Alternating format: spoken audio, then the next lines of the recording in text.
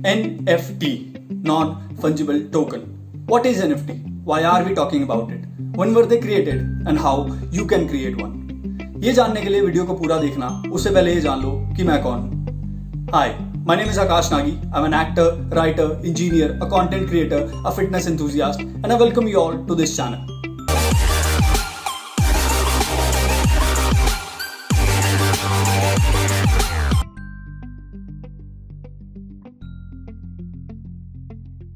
NFT, non-fungible token. It is a unit of data stored on a digital ledger called blockchains, which certifies a digital asset to be unique and therefore not interchangeable. NFT can be anything from image, video, music, GIF to even a tweet. लेकिन NFTs को समझने से पहले हमें ये समझना होगा कि ब्लॉकचेन क्या है। ब्लॉकचेन वो टेक्नोलॉजी है जो डेटा स्टोर करती है डिजिटली, जिस डेटा को, जिस सिस्टम को टैंपर करना या चीट करना बहुत मुश्किल है। इस कॉन्सेप्ट के बारे में सबसे पहले 1991 में सोचा गया by a group of researchers, जिनका मकसद था कि किसी भी इवेंट के टाइम ऑफ अकरेंस को नोट करना है डिजिटली, जिससे उस डेटा के साथ कोई टैंपर ना कर सके या चीट ना कर सके। ब्लॉकचेन वो टेक्नोलॉजी है जिसकी वजह से क्रिप्टो करेंसीज भी आई हैं। For example bitcoin, Ethereum, ripple, Dogecoin and many more. It is a technique to store data in a decentralized manner. और अगर एक बार कोई भी डेटा एक ब्लॉकचेन में सेव हो गया तो उसे चेंज करना बहुत मुश्किल है, यहाँ तक कि इम्पॉसिबल है। वो कैसे? उसे जानने के लिए हमें ये समझना होगा कि एक ब्लॉक की वर्किंग क्या है। एक ब्लॉक के 3 पार्ट्स हैं: data, hash and hash of the previous block. Data वो पार्ट है ब्लॉक का जहां पर एक्चुअली में इंफॉर्मेशन स्टोर होती है। हैश ब्लॉक का वो पार्ट है जो उसे यूनिक आइडेंटिफिकेशन देता है। And hash of the previous block एक ब्लॉक का वो पार्ट है जो उसे दूसरे ब्लॉक के साथ लिंक करता है या कनेक्ट करता है, जिसकी वजह से बहुत से ब्लॉक्स जुड़कर एक ब्लॉकचेन बनाते हैं। जब कोई हैकर एक ब्लॉकचेन को हैक करने की कोशिश करता है तो एक ब्लॉक को एक नई आइडेंटिटी मिलती है, यानी कि उसे एक नया हैश मिलता है। But as you all know, all blocks are connected in the blockchain.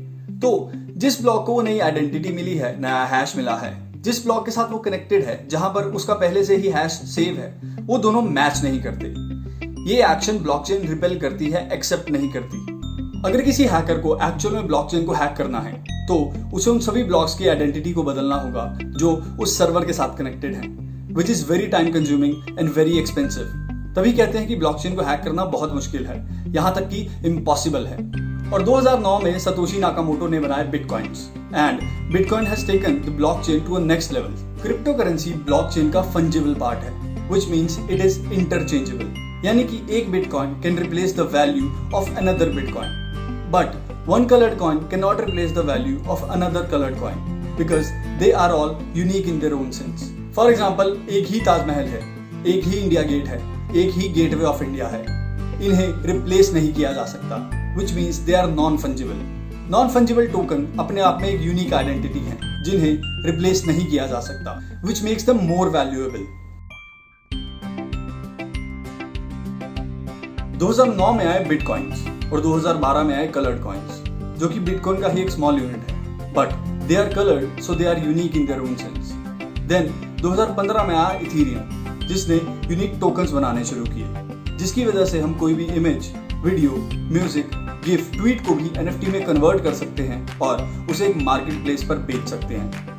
Then 2017 में ब्लॉकचेन की सबसे पहली गेम आई with the name of crypto kitties. इस गेम ने प्लेयर्स को एक ऑप्शन दिया, either you can adopt a kitty or you can own a kitty 100% virtually. Then 15 फरवरी 2021 में एक ऑक्शन हुआ जहां पर आज तक का सबसे महंगा NFT बेचा गया with the name of every days the first 5000 days. इस NFT को $69 मिलियन में बेचा गया और इस NFT के आर्टिस्ट का नाम है माइक विंकलमैन AKA बीपल। 2007 में एक वीडियो वायरल हुई थी, Charlie bit my finger.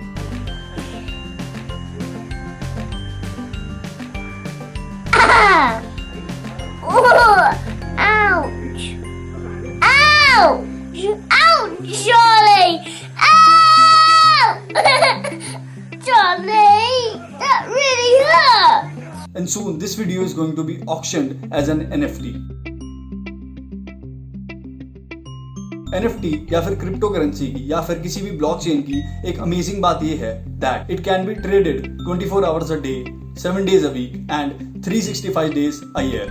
Artist पिछले 20 सालों से इंटरनेट के आने के बाद अपनी आर्ट को ऑनलाइन बेच रहे हैं, but the artist and the consumer both have been conned. या तो आर्टिस्ट एक ही आर्ट की 10 अलग अलग कॉपीज बनाकर 10 अलग अलग ओनर्स को बेच रहा है। कोई आर्टिस्ट एक आर्ट बनाता है लेकिन उसकी एक्चुअल फोटो को इंटरनेट पर नहीं डालता, लेकिन कंज्यूमर उस ऑनलाइन फोटो को देखकर उस आर्टिस्ट से उसकी आर्ट को खरीदता है, बट जब उसे वो एक्चुअल में आर्ट रिसीव होती है तो उसके साथ फ्रॉड होता है। ऐसे ही कंज्यूमर के एंड से भी आर्ट खरीदने के बाद आर्टिस्ट को उसकी मेहनत के हिसाब से पैसा नहीं दिया जाता या फिर कोई भी पैसा नहीं दिया जाता।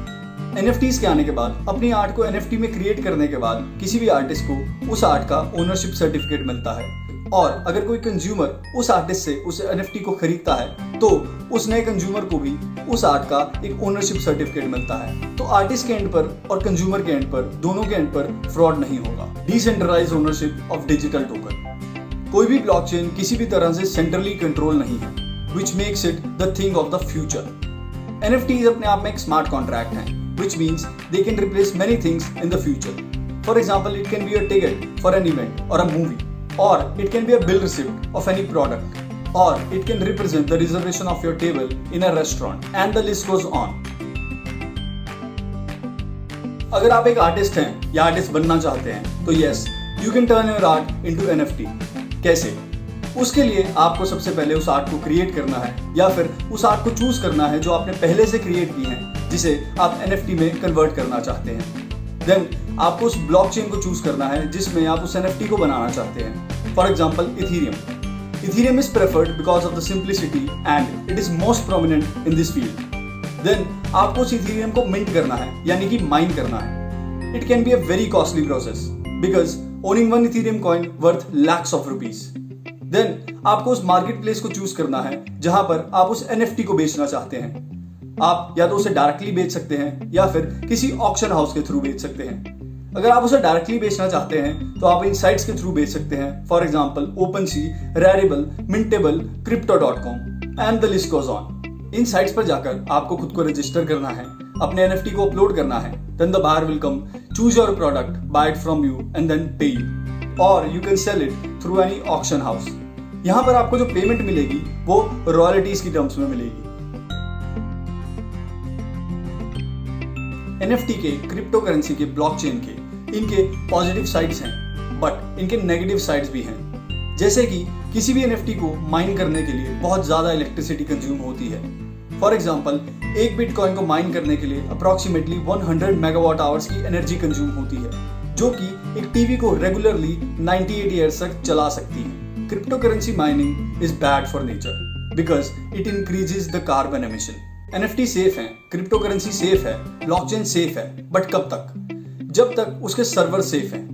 जिस टाइम उनके सर्वर्स बंद हुए, क्रिप्टो करेंसी, ब्लॉकचेन, NFT यूं गायब हो जाएगी। NFT, क्रिप्टो करेंसी या ब्लॉकचेन का आने का पर्पस ये था that they are not centrally governed, but कुछ कंट्रीज हैं जो उसे गवर्न करना चाहती हैं। For example China crypto currency miners को प्रेफरेंस दे रही है, जिसकी वजह से किसी भी क्रिप्टो करेंसी का, फॉर एग्जांपल इथेरियम या बिटकॉइन का होल्ड उनके पास ज्यादा हो जाएगा। जैसे चाइना अपने सोशल मीडिया साइट्स को सेंसर करता है, वैसे ही they can also censor crypto, जिससे वो किसी एक पर्टिकुलर पर्सन को या फिर एक पर्टिकुलर कम्युनिटी को टारगेट कर सकते हैं जिनका क्रिप्टो ट्रांजैक्शन या तो इनवैलिड होगा या फिर उनके साथ कोई क्रिप्टो ट्रांजैक्शन ही नहीं होगा। आपका एक डिसीजन आपके आसपास वालों की जिंदगी बचा सकता है। अगर आपके एरिया में लॉकडाउन है तो बाहर मत जाएं, बहुत जरूरी है तो ही बाहर जाएं, और बाहर जाएं तो मास्क पहने और सोशल डिस्टेंसिंग का पालन करें। अगर आपने वैक्सीन नहीं लगवाई है तो वैक्सीन लगवाएं, अपने आप को सेफ रखें, अपने आसपास वालों को सेफ रखें। अगर वीडियो अच्छी लगी हो तो वीडियो को शेयर करें, लाइक करें, कमेंट्स में बताएं कि NFTs के बारे में आपका क्या थॉट है, एंड सब्सक्राइब द चैनल।